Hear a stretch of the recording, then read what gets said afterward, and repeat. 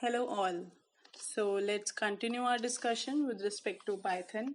And in this particular session, we'll try to learn about data types, variables, variable assignment, and print formatting. Okay, so let's start with the data types.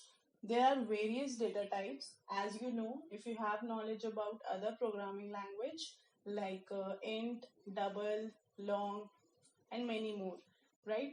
But here we have only three basic data types, which is mostly used, that is numbers, floating values, and string. Okay, so if you are new to Python, let's have a brief talk about Jupyter Notebook, that is how to use Jupyter Notebook. Okay, and guys, if you really want to learn Python, make sure you practice this well. And I hope you are clear with the installation part, but if you have any issues, feel free to comment. So once you get this, you will see this window as I mentioned in my earlier video. So if you want to save your code in a particular folder, just click on that and press new button. Okay, or you can save your notebook at the home page as well by just click on new. तो मैंने अपनी सारी Jupyter notebooks इस desktop folder में and then this Python सब folder में save की हैं.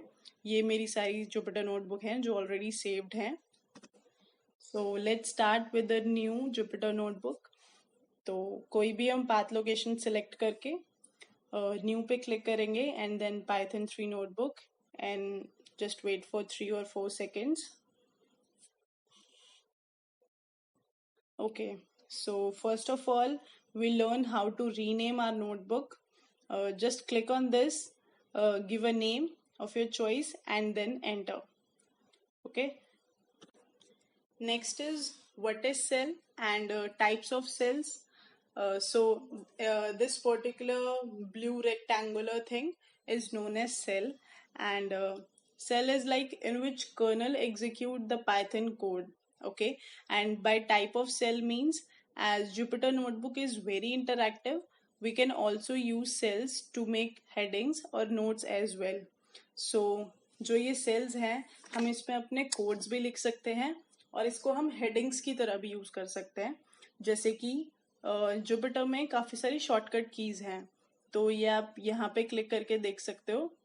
यहाँ पे काफी सारी शॉर्टकट कीज हैं जैसे कि change cell to code, change cell to markdown और कंफर्म रीस्टार्ट कर्नल और delete cells, insert cells above और below and paste, move and all.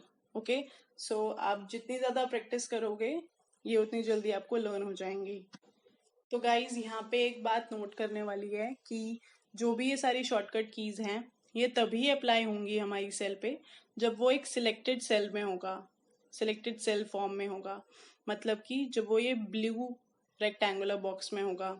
जैसे कि अब इसमें हम कुछ राइट ऑपरेशन नहीं कर सकते क्योंकि कोई कर्सर भी ब्लिंक नहीं कर रहा. I mean, जब तक आप इस पे क्लिक नहीं करोगे और या एंटर प्रेस नहीं करोगे तब तक इस पे हम कोई राइट ऑपरेशन नहीं कर सकते.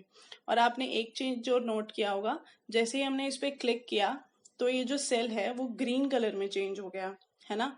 तो जब भी हमें कुछ राइट ऑपरेशन करना होगा तो हम इसको क्लिक करेंगे या एंटर प्रेस करेंगे ताकि ये ग्रीन कलर में चेंज हो जाए. और अगर हमें इसमें कुछ शॉर्टकट की अप्लाई करना होगा, जैसे कि अगर हमें इस सेल के सिलेक्टेड सेल के कुछ अबव प्रिंट करना है या इसके बिलो कुछ प्रिंट करना है या इस सेल को इस कोड सेल को हेडिंग सेल में चेंज करना है, तो हम इसको सिलेक्टेड सेल में पहले कन्वर्ट करेंगे. ठीक है. अगर अब हम कुछ राइट कर रहे थे और हमें एकदम से याद आया कि इसको सिलेक्टेड सेल में कन्वर्ट करके कोई इंसर्ट सेल करते हैं ऊपर या नीचे, तो हम इसको कंट्रोल प्लस एंटर प्रेस करेंगे तो ये ब्लू फॉर्म में आ गया. तो अब इसमें हम अगर ए प्रेस करेंगे तो इसके ऊपर सेल क्रिएट हो जाएगा. So A for above and B for below. Okay. और अगर हमें एक सेल को हेडिंग में चेंज करना है, मतलब मार्कडाउन में चेंज करना है, तो हम एम प्रेस करेंगे. ठीक है. बट ऐसा नहीं है कि अगर हम इसे मार्कडाउन सेल को अगर हमें कोड सेल में कन्वर्ट करना है तो हम सी टाइप कर देंगे. नहीं, कुछ पर्टिकुलर अल्फाबेट से डिफाइन है। जैसे अगर हम यहाँ पे देखें तो चेंज सेल टू कोड में y है, तो अगर हम एक मार्कडाउन सेल को y प्रेस करेंगे तो ही एक कोड सेल में कन्वर्ट होगा।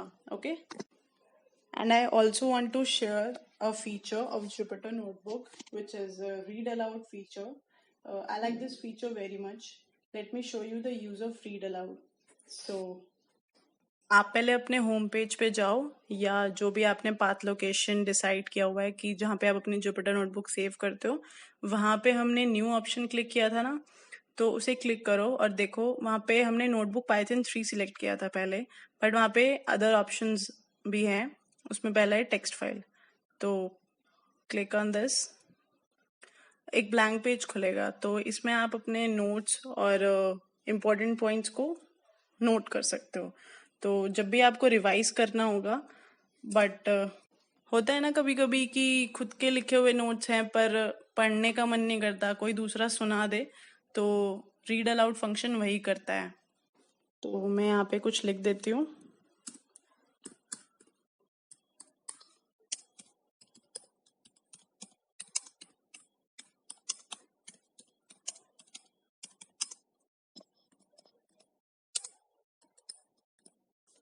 तो अब राइट हैंड साइड में एक ऑप्शन है प्लेन टेक्स्ट का, वहां पे जाके राइट क्लिक करो तो एक ऑप्शन है लास्ट में read aloud, so click. Hello all. Stay home, stay safe. Smiley face, winky face. सो है ना इंटरेस्टिंग फीचर। तो कभी भी खुद से पढ़ने का मन ना करे तो रीड अलाउड फीचर को यूज करना। तो इसको हम टेक्स्ट फाइल्स में भी यूज कर सकते हैं और जो हमारी जुपिटर नोटबुक है उसमें भी यूज कर सकते हैं, पर मुझे इसमें ज्यादा यूज नहीं लगा। तो जो हमारे नोट्स हैं या इंपॉर्टेंट पॉइंट्स हैं उन्हीं को पढ़ने में मुझे ज्यादा यूज लगा। यहाँ पे भी ये जो राइट में पाइथन 3 है उस पर राइट क्लिक करके, और यहाँ पे लास्ट ऑप्शन है read aloud. Okay, let's move on to the next, that is kernel. So by the kernel means it's a kind of compiler for the Python. That is, a kernel is a program that runs the user's code. Okay, and suppose your Jupyter notebook gets stuck and it's not working properly, then just restart the kernel from here, and automatically your kernel will get start. Okay, that's it for the Jupyter notebook. Let's start our topics, that is data types and variable. So keep practicing, keep exploring. अगर कुछ और नया कुछ interesting मिलता है, so please add in the comments. Before going to the data types, let's see how we can write comments in Python. So by using single hash, you can write your comment, or you can also use double hash for single line comments. Okay, and unlike other programming languages, Python doesn't support multi-line comments. The recommended way to comment out multiple lines of code in Python is to use consecutive hash, that is single line comments. Okay. As we know, variables are used to store data of different types, and different types can do different things. Okay, so let's do some coding work. Okay, so why Python is very, very easy is that because syntax is pretty much simple, and also compiler basically give you a very good explanation about the error that you are basically facing. So these are some of the examples you can see over here. I have written like 1 plus 3 is just press Ctrl plus enter. 4. 3 minus 1 is 2, or 1 minus 3 minus 2. 2 multiplied by 6 is 12. 6 modulus 2, 0. And 6 divided by 3, it's 2.0. And guys, this double multiplication sign is used for power. Okay, so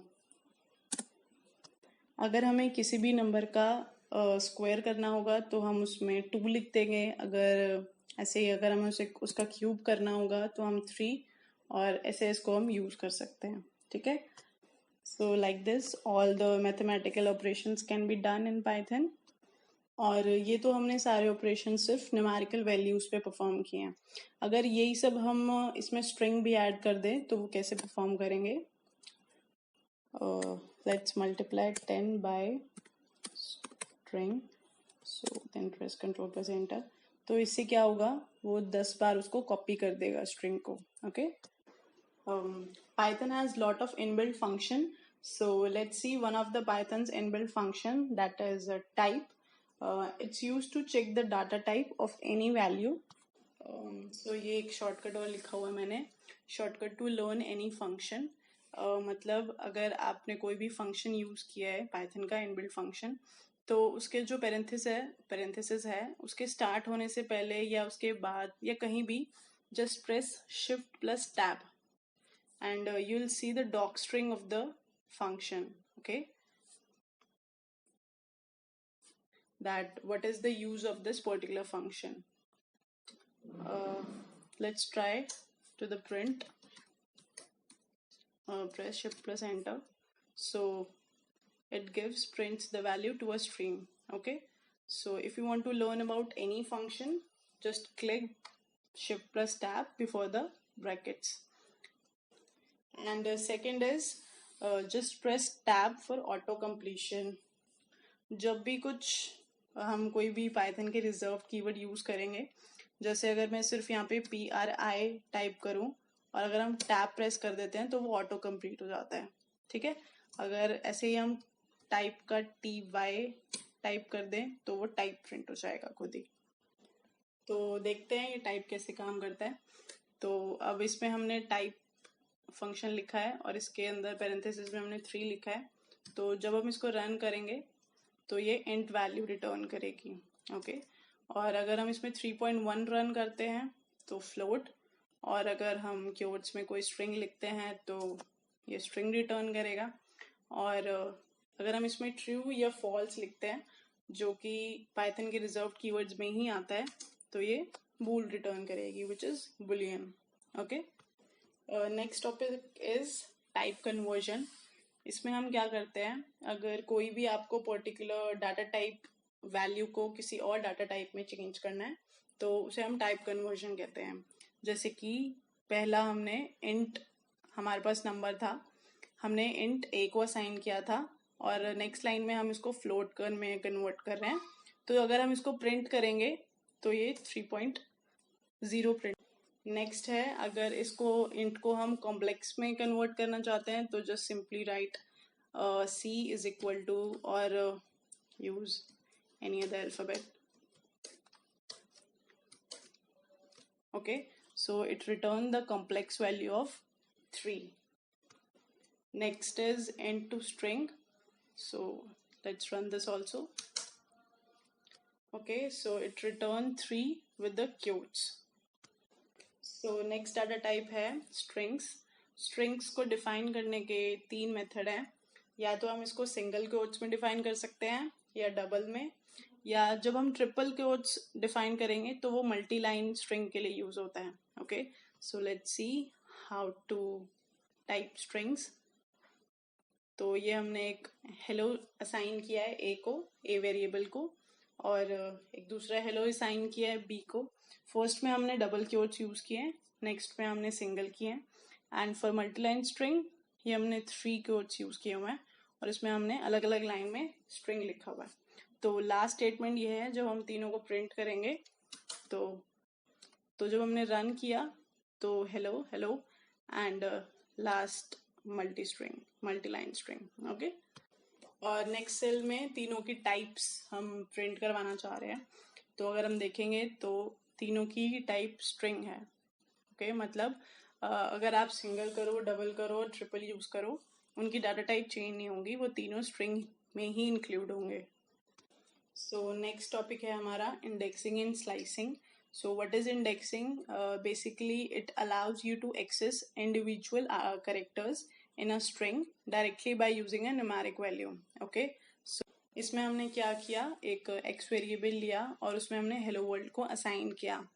तो जब हम इसमें इसका 7th character अगर access करना चाहेंगे तो we'll start with 0 index. So just count 0, 1, 2, 3, 4, 5, 6, 7. So it will print O string, O character.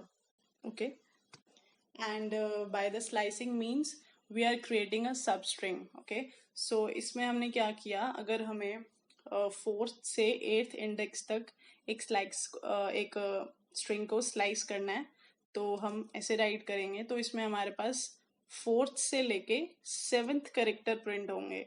मतलब जो कॉलन के बाद हमने इंडेक्स नंबर लिखा है वो नहीं इंक्लूड होगा, उसे एक पहले वाला इंक्लूड होगा। Okay, and next is negative indexing. इसमें क्या होता है कि जो हमारा स्ट्रिंग है ना उसमें हम लास्ट से इंडेक्सिंग शुरू करते हैं। जो सबसे लास्ट वाला करेक्टर होता है उसका इंडेक्स नंबर होता है -1। तो इसमें अगर हम -1 प्रिंट करके देखेंगे तो वो डी करेक्टर आएगा। ओके, और ऐसे ही हम स्लाइसिंग कर सकते हैं नेगेटिव इंडेक्स को यूज करके। इसमें मैंने लिखा हुआ है कमेंट में भी, accessing 5/5 to position first by last. तो अगर हमें एक्सेस करना है लास्ट से 5th पोजीशन तक एलिमेंट, तो इसमें हम जो कॉलन के बाद -1 लिखा है तो मतलब जो हमारा लास्ट करेक्टर है डी वो इंक्लूड नहीं होगा, उससे पहले वाले -2, -3, -4, -5, तो WORL ये हमारा एक सबस्ट्रिंग बन जाएगा। Okay, I hope you understood this indexing and slicing part.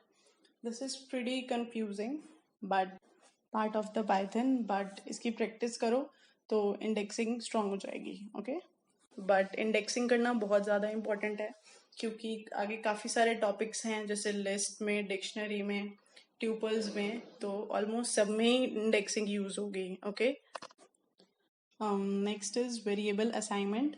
तो इसका बेसिकली सिंटेक्स क्या है, variable name and assignment operator and values.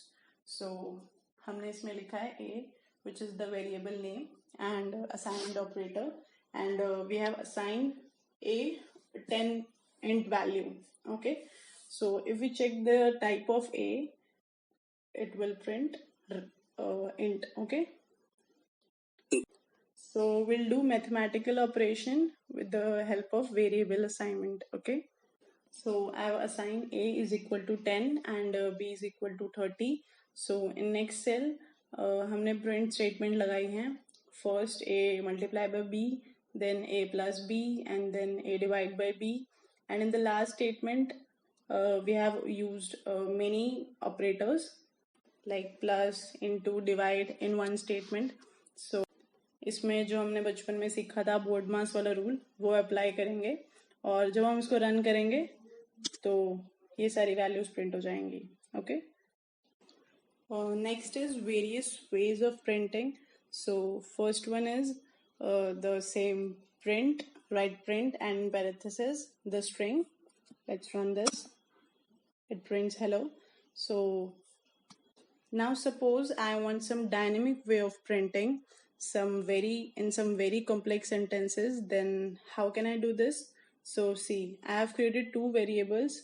First name is equal to Ayushi and last name is equal to Jen, and so here I can write like print, and in parentheses my first name is opening and closing empty parentheses, and last name is opening and closing empty parentheses, and then use dot format.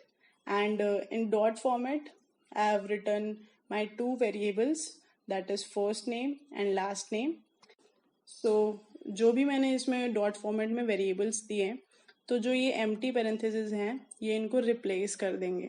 ठीक है, सो जब हम इसको run करेंगे तो it will show my name is Ayushi, जो हमने variable की वैल्यू साइन की थी, and last name is Jain. ठीक है, तो जो हम डॉट फॉर्मेट में वेरिएबल्स का जो अलाइनमेंट है वो भी इम्पोर्टेंट है। अगर इसमें मैं पहले लास्ट नेम दे देती और फिर फर्स्ट नेम लिखती तो ये उसी हिसाब से प्रिंट होता, मतलब फिर आता my first name is Jain and last name is Ayushi. Okay, तो नेक्स्ट है हम जो ये एम्प्टी पैरेंथेसिस हैं इसमें भी वेरिएबल असाइन कर सकते हैं। मतलब कि अब हम जो डॉट फॉर्मेट है इसमें डिफाइन करेंगे एक और वेरिएबल f के नाम से, जिसको हम इसमें वैल्यू दे देंगे फर्स्ट नेम, और एक वेरिएबल लेंगे नया l के नाम से, उसमें हम लास्ट नेम दे देंगे। तो जो एम्प्टी पैरेंथेसिस हैं उसमें हम f और l लिख देंगे बिना कुछ लिखने के बजाय। तो अब हम इसको प्रिंट करेंगे तो वही सेम प्रिंट होगा। ओके, और सेम ही इसके साथ है, अगर हम फर्स्ट एम्प्टी पैरेंथेसिस में अगर मैं इसमें L लिख देती हूँ और दूसरे में F, तो ये उसी ऑर्डर में प्रिंट होंगे. Okay, that is my first name is Jain and last name is Ayushi. Okay, so this is just the basis, this is just the starting, guys. So start working on it. I hope you like this particular video. Then I'll come up with the next video. Thank you one and all.